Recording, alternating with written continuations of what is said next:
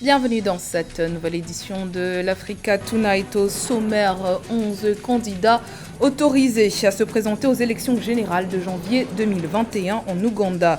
Le juge Simon Byabakama, président de l'organe électoral, a exhorté les candidats à promouvoir une participation sûre au processus électoral en respectant les mesures de prévention du coronavirus. Prolongation de 6 mois de l'allègement immédiat du service de la dette du Mali par le FMI. L'institution de Bretton Woods entend aider le pays à disposer des ressources financières nécessaires pour continuer à renforcer la capacité de soins médicaux et la lutte contre les retombées sociales et économiques de la pandémie de la Covid-19. Et puis, poursuite de la 24e édition du Festival des écrans noirs à Yaoundé au Cameroun, édition 2020 qui met en avant l'intérêt de plus en plus grandissant de la gente féminine africaine pour les métiers du 7e art. Mais tout d'abord, le bras de fer se poursuit entre le pouvoir et l'opposition en Côte d'Ivoire suite à la victoire du président Alassane Ouattara au scrutin présidentiel du 31 octobre dernier. Les opposants qui contestent sa réélection à un 3e mandat. Dans une déclaration retransmise sur les réseaux sociaux ce mercredi 4 novembre, Guillaume Soro, l'ancien président de l'Assemblée nationale, a appelé à la mise en place d'une transition. Le leader de Génération et Peuple solidaire, qui a vu sa candidature à la présidentielle du 31 octobre recalée par le Conseil constitutionnel, a également demandé aux forces de défense et de sécurité de faire barrage au président Alassane Ouattara. Guillaume Soro refuse toute légitimité au président sortant et considère désormais que son pays se trouve dans une situation de vacance du pouvoir présidentiel. De quoi raviver les tensions entre les deux camps. L'Union africaine et la CEDEAO appellent au dialogue. En Ouganda, les candidats pour l'élection présidentielle prévue pour le 14 janvier 2021 sont connus. Ils sont au nombre de 11, soit 5 représentants de partis politiques et 6 indépendants. Sans surprise, le président sortant Yoweri Museveni, au pouvoir depuis plus de 30 ans, est candidat à sa propre succession. Une seule candidature féminine a été retenue, celle de Nancy Linda Kalembe. Les précisions de Nathalie Mo. 11 candidats ont été autorisés à se présenter à la présidentielle de 2021 en Ouganda. Des informations rendues publiques par la commission électorale ougandaise révèlent que 5 partis politiques ont présenté des candidats, tandis que les autres sont des candidats indépendants. L'organe électoral prévoit déjà des mesures exceptionnelles lors de cette élection en raison de la pandémie de Covid-19. La commission exhorte les candidats, leurs agents et leurs partisans à se comporter conformément aux directives émises pour la campagne. Il convient de nous rappeler que ces élections se déroulent dans le contexte du Covid-19 et qu'il est donc primordial que nous travaillons ensemble pour garantir que la vie des habitants de ce pays soit protégée et à l'abri de la propagation de ce virus.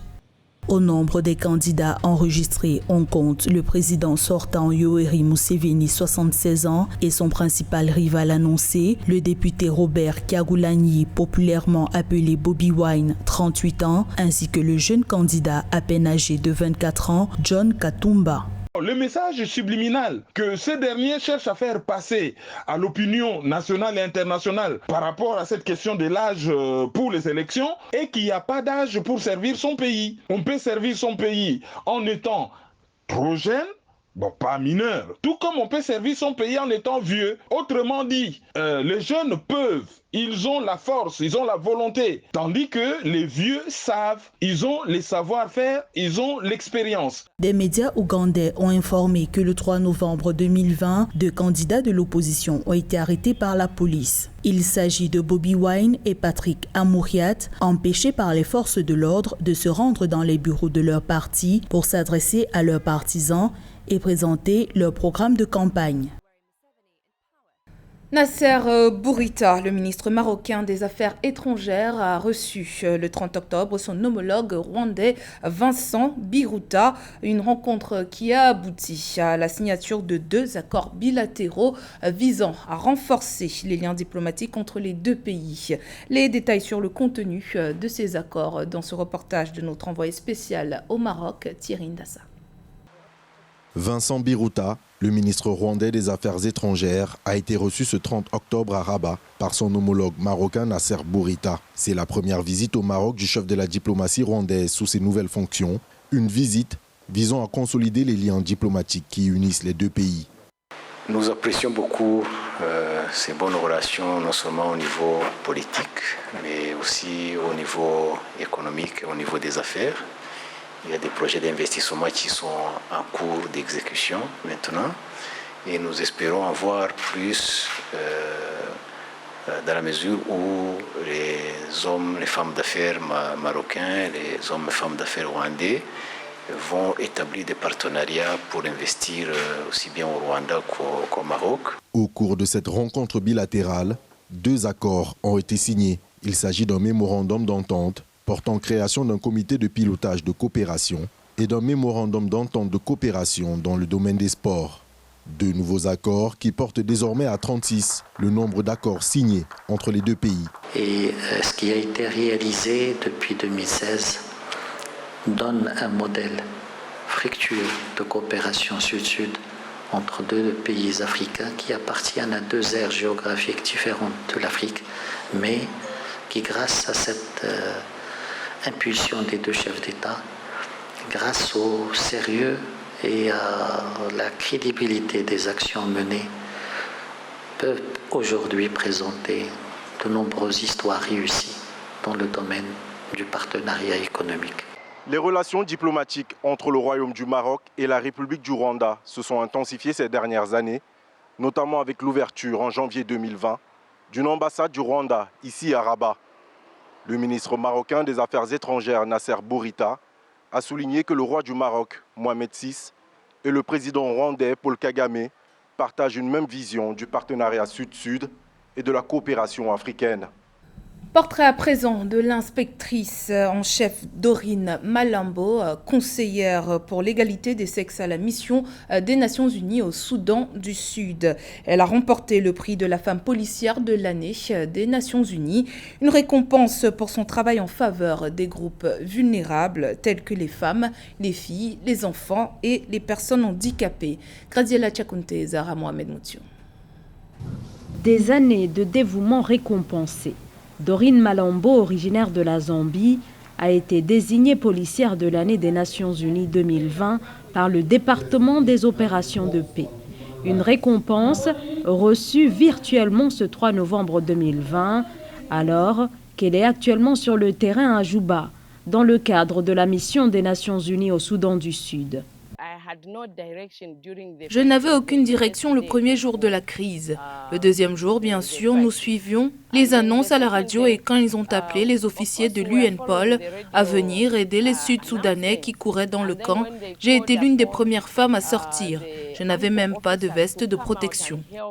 Et c'est cette détermination sans faille qui lui a permis de faire la différence. Conseillère pour les questions de genre, et là dans le cadre de l'initiative Stand Up for Rights of Women and Girls, considérablement contribué grâce à la mise en place d'un réseau d'officiers de police nationaux à la réduction et à la prévention des crimes sexuels au Soudan du Sud. Quand j'ai mis fin à ma première mission au Soudan du Sud, c'était en 2018. Je suis restée 3 mois dans mon pays et j'ai été rappelée à mon retour en raison du travail reconnu sur l'autonomisation des femmes.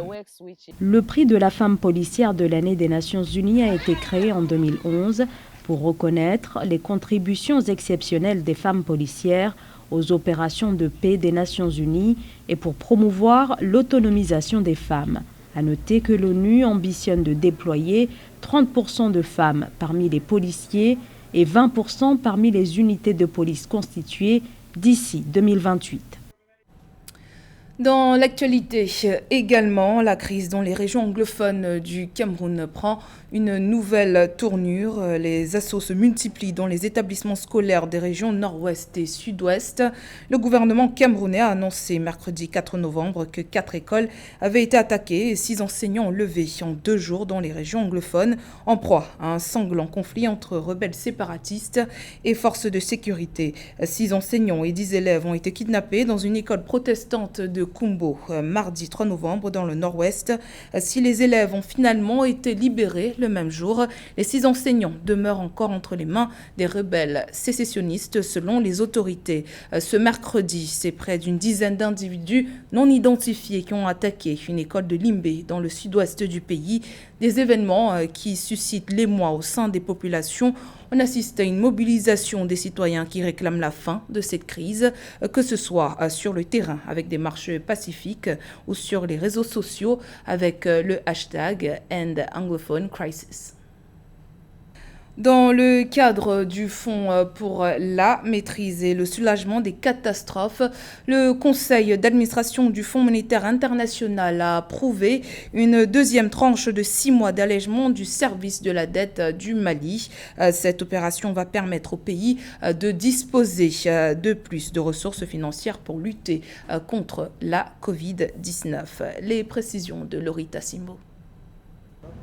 Le Fonds monétaire international, FMI, vient de prolonger de 6 mois ces mesures d'allègement de la dette envers le Mali. Selon les vœux du FMI, cette extension devrait permettre au gouvernement malien de libérer des ressources financières nécessaires pour continuer à renforcer la capacité du pays en matière de soins médicaux. L'allègement du service de la dette libérera des ressources financières rares pour continuer à renforcer la capacité de soins médicaux du pays et à lutter contre les retombées sociales et économiques de la pandémie du Covid-19.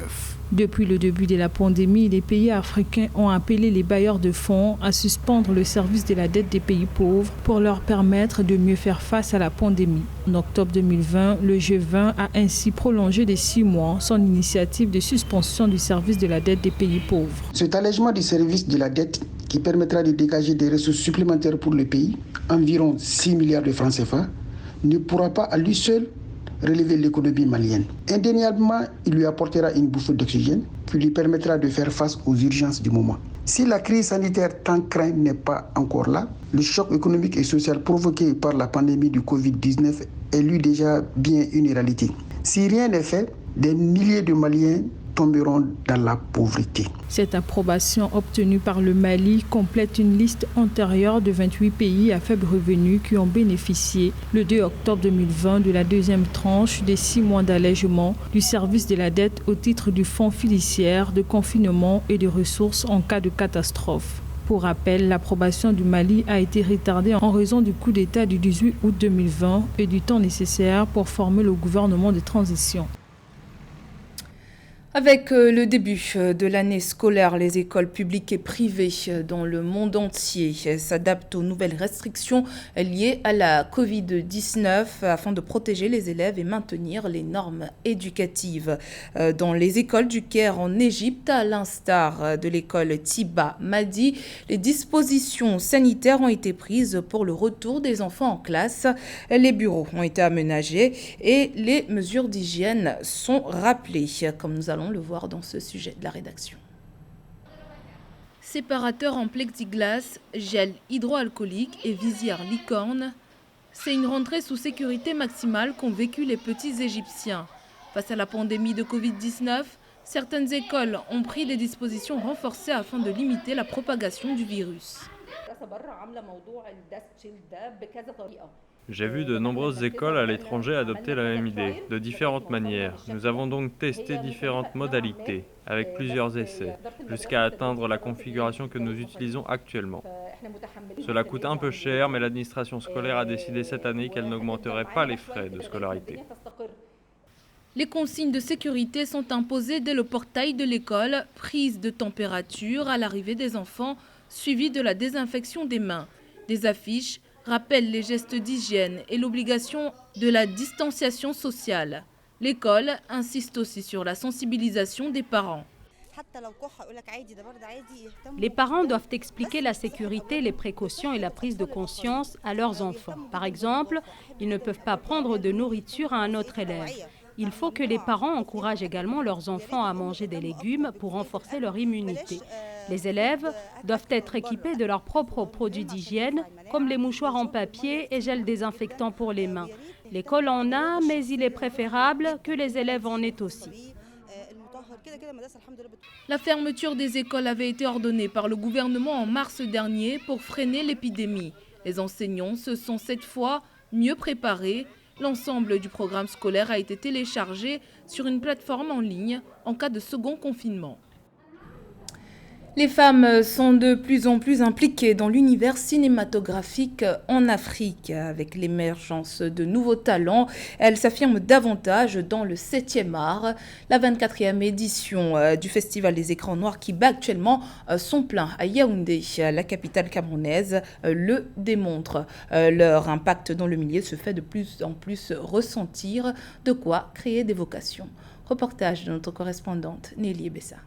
Dans l'univers réputé à tort ou à raison misogyne du cinéma africain, des cinéastes et actrices femmes parviennent à imposer leur regard dans l'industrie cinématographique. De formations et de milieux sociaux différents, elles se retrouvent dans le même désir, celui de faire un cinéma passionnant et singulier. C'est ainsi qu'elles s'investissent dans des films superbes et méconnus pour témoigner, donner la parole aux sans-voix, rendre compte de leur propre communauté, de leurs combats, de leurs aspirations et de leur culture. Il faudrait que ceux qui viennent dans la jeune génération oublient les tabous et cassent les barrières et juste être libre, voilà, être libre. Les femmes qui désirent explorer ce domaine-là, il va falloir oublier un peu les jupes, les robes, les rouges à lèvres et tout ça là, et se concentrer sur la formation et le travail du terrain. Si tu es jeune et que tu veux faire dans l'audiovisuel, la première chose que tu dois mettre dans ta tête, c'est d'être passionné. Pour moi, c'est la fondation. Il faut être passionné, il ne faut pas chercher tout de suite à te faire du gain. Le rôle des femmes dans la production cinématographique sur le continent a souvent été largement salué au Festival Écran Noir au Cameroun. Riches et diversifiées, leur production brise les barrières et comme un coup de tonnerre, leurs voix retentissent au-delà des frontières africaines. À travers leurs réalisations, elles espèrent changer la perception souvent erronée de certaines personnes, mais aussi de démontrer le potentiel des femmes dans le milieu. Le message que je vais dire aux jeunes filles, viens pour le cinéma quand tu aimes vraiment le cinéma. Il faut être de bonne mémoire pour jouer dans un film. Il faut être capable de retenir les textes et faire exactement comme le réalisateur demande. Il faut être ponctuel.